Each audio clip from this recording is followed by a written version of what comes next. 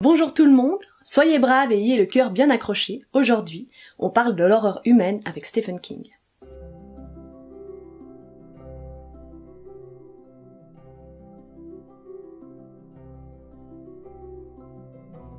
Je suis quelqu'un qui n'aime pas avoir peur. J'évite les films et les jeux d'horreur, et quand j'ose m'y lancer, je fais promettre à tous les gens présents de ne pas me faire sursauter à un moment particulièrement tendu. Et pourtant, j'adore les livres qui me font frissonner. Je trouve que le support écrit permet d'imaginer les choses à notre degré de tolérance de ce qui nous effraie, et surtout, il n'y a pas de moment de sursaut. Tout le challenge de l'écrivain ou de l'écrivaine est de créer une ambiance assez horrifique pour te faire vérifier à 2 fois sous ton lit, sans avoir recours à des visuels gore ou à des inattendus. Et ça, c'est pas rien. Lorsque l'on parle d'horreur, on pense souvent aux surnaturels angoissants comme les fantômes, les démons, les monstres, ou alors aux meurtres sanglants et imaginatifs. Et pourtant, je ne surprendrai personne en vous disant que l'horreur peut être dans le quotidien, ce qui est réel ou ce qui a des chances de le devenir. Et c'est là-dessus que je voulais revenir aujourd'hui. Des auteurs et des autrices qui parlent de monstres, il y en a plein, et ce depuis plusieurs siècles. Je ne peux que citer Frankenstein de Mary Shelley et Dracula de Bram Stoker, deux romans du 19e que j'aime beaucoup et dont je vous parlerai peut-être un jour. Mais au 21e siècle, je dirais que l'un des rois en la matière, c'est Stephen King. Auteur américain né en 1947, Stephen King a écrit beaucoup de livres horrifiques. Et quand je dis beaucoup, c'est beaucoup. Il a écrit une 50aine de romans, plus 10 recueils de nouvelles. Alors évidemment, avec 60 livres à son actif, il y a des publications meilleures que d'autres et j'ai même parfois été déçue. Mais, majoritairement, on ne peut pas enlever à Stephen King qu'il a écrit de très très bons livres. Il n'y a qu'à voir le nombre d'adaptations qui a été faites et qui sont certaines considérées comme cultes. Mais au risque de vous décevoir, aujourd'hui nous ne parlerons pas d'hôtels hantés, d'animaux de compagnie morts-vivants ou de voitures jalouses et adeptes d'excès de vitesse, car j'ai envie de vous présenter 2 livres, même s'il y en a beaucoup plus qui rentreraient dans cette catégorie, dans lesquels l'horreur n'est pas due au surnaturel, mais à l'être humain. Laissez-moi vous présenter 2 livres, Marche ou crève ainsi que La ligne verte, dans lesquels il est inutile d'aller chercher l'horreur dans l'au-delà, l'humanité s'en charge très bien. Mis à part être une chanson de Booba, Marche ou crève est un roman publié en 1979 par Richard Bachman.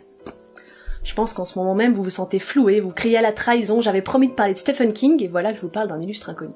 Ne vous en faites pas, Stephen King est Richard Bachman, et l'homme que vous voyez ici n'est autre que son agent qui a accepté de lui prêter son image. En effet, Stephen King ne voulait pas inonder le marché littéraire de son nom et paraître trop présent, et il a donc décidé d'utiliser un pseudonyme. Il aurait également voulu tester si sa renommée était due à son talent, ou simplement au fait qu'après avoir eu un succès sous le nom de King, le reste serait forcément apprécié. Il inventa donc une vie et un visage à Richard Bachman, et publia 7 livres sous son nom. Mais revenons plutôt aux livres. Lorsqu'on mentionne des histoires dans lesquelles des adolescents se font massacrer plutôt gratuitement et dont il ne sort qu'un seul gagnant, on pense à Hunger Games ou à Battle Royale, 2 œuvres d'abord parues sous forme de livres puis adaptées au cinéma. Pourtant, Stephen King s'est lui aussi essayé à l'exercice d'une manière un peu différente et il en ressort un roman dystopique que j'ai adoré.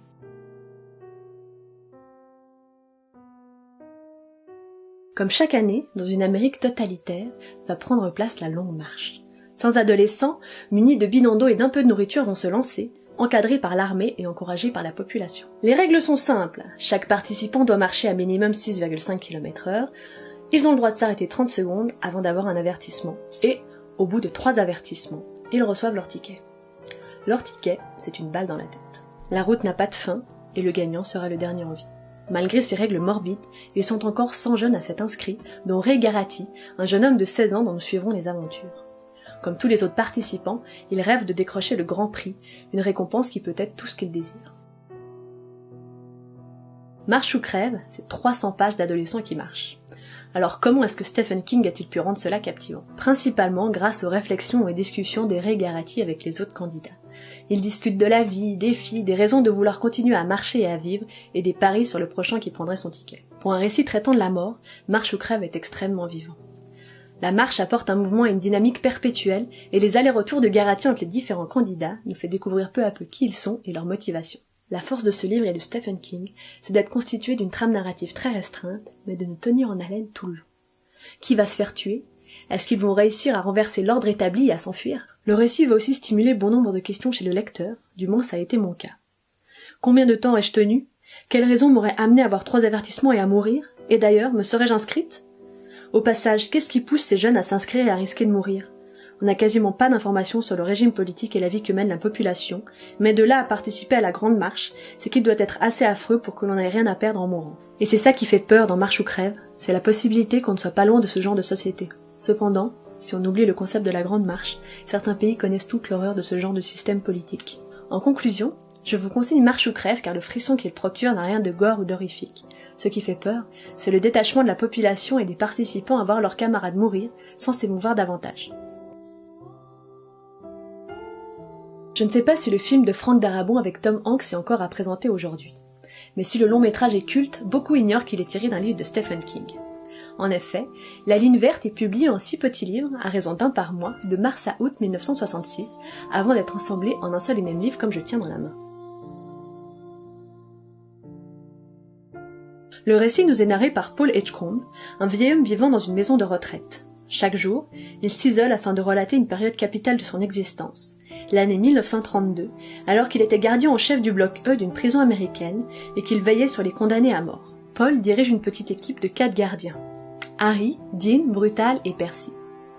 Alors que les 3 premiers travaillent avec rigueur, Percy Wetmore, lui, prend un malin plaisir à maltraiter et à brutaliser les occupants du bloc E et s'en tire toujours en invoquant ses relations haut placées.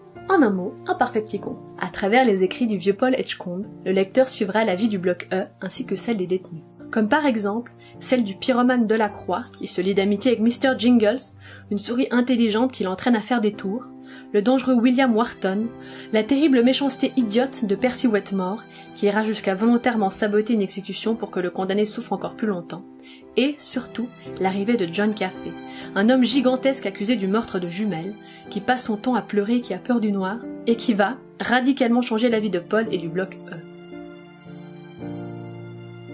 Ce livre est terrifiant. Il n'est pas terrifiant car il vous empêche de dormir sans lumière ou vous fait vérifier par 3 fois s'il y a personne dans votre armoire. Il est terrifiant car il nous met face à la réalité cruelle de l'être humain. Contrairement à Marche ou crève, La Ligne verte contient des éléments surnaturels. Cependant, le surnaturel est spirituel, il n'est pas source d'horreur. Ce qui fait peur dans ce livre, c'est Percy Wetmore, William Wharton, la chaise électrique. Tout simplement ce que l'être humain est et peut faire. À aucun moment Stephen King n'écrira noir sur blanc que la peine de mort c'est vraiment pas très bien, et c'est beaucoup plus subtil que ça. À travers le récit de Paul Edgecombe, il amène le lecteur à se questionner. Quelle est notre définition de ce qui est juste et mérité? Est-il juste que quelqu'un de coupable soit exécuté rapidement? Que quelqu'un de coupable soit exécuté lentement et souffre? Que quelqu'un de coupable soit tué par une personne qu'elle a fait souffrir? Qu'un innocent soit exécuté? Et si cette personne innocente désire mourir, est-il alors juste de l'exécuter? Tous ces cas de figure sont présents dans La Ligne verte et invitent le lecteur à se positionner et à se questionner. Si certaines réponses me sont parues évidentes, je vous promets que d'autres, je les cherche encore. Pour moi, La Ligne verte, c'est aussi un hommage à l'écriture. C'est en narrant ses souvenirs que le vieux Paul Edgecombe laisse une trace de ce qu'il y a de beau et d'horrible dans le monde. Et de plus, l'écriture est aussi un exutoire, et je trouve que c'est vraiment mettre en valeur les forces de ce médium que d'en parler comme témoignage et comme endroit où on peut laisser aller tout ce qu'on a sur le cœur. La Ligne verte est un récit prenant, dans lequel un réalisme cru côtoie le surnaturel. La lecture m'a fait passer par des tas d'émotions, que ce soit la tristesse, la colère, l'effroi ou l'envie de sourire. De plus, le récit dresse un catalogue terrifiant du mal que l'on peut trouver chez l'être humain, autant chez les condamnés que chez les hommes libres. Et si vous n'êtes pas prêt à lire le livre mais que vous avez 3 heures devant vous, regardez le film. Je l'ai trouvé très fidèle au livre, car même si des changements ont été faits, ceux-ci sont logiques et dans la dynamique du roman. Stephen King a cette force de rendre compte, de manière très simple et dans un style très accessible, de toute la folie du monde. Et avec ses 2 romans, il met son talent au service de l'horreur humaine. Finalement, jusqu'où est-on prêt à aller? Tuer sur une chaise électrique? Tirer sur des enfants qui participent à une longue marche? King dénonce les dérives de notre monde actuel, comme la peine de mort et les discriminations, ou celles qui pourraient arriver, comme avec la longue marche. Avec ces 2 romans, il amène le lecteur à se questionner, sans lui dicter simplement ce qu'il serait mieux qu'il pense. La peur, chez Stephen King, ce n'est pas qu'une histoire de fantômes, de démons et de surnaturel. Elle ne se situe pas seulement dans l'au-delà, mais aussi dans ce que l'on sait que l'homme peut être capable de faire. En tout cas, merci à tous d'avoir regardé cette vidéo, j'espère qu'elle vous a plu, n'hésitez pas à me le dire dans les commentaires. Je tiens à m'excuser, elle était un peu plus courte que d'habitude, mais j'avais beaucoup de choses à faire. Et je profite d'ailleurs pour vous dire qu'il n'y aura pas de vidéo au mois de juillet, je pars en vacances pendant 1 mois, mais je vous retrouverai avec plaisir au mois d'août. Merci encore et à bientôt.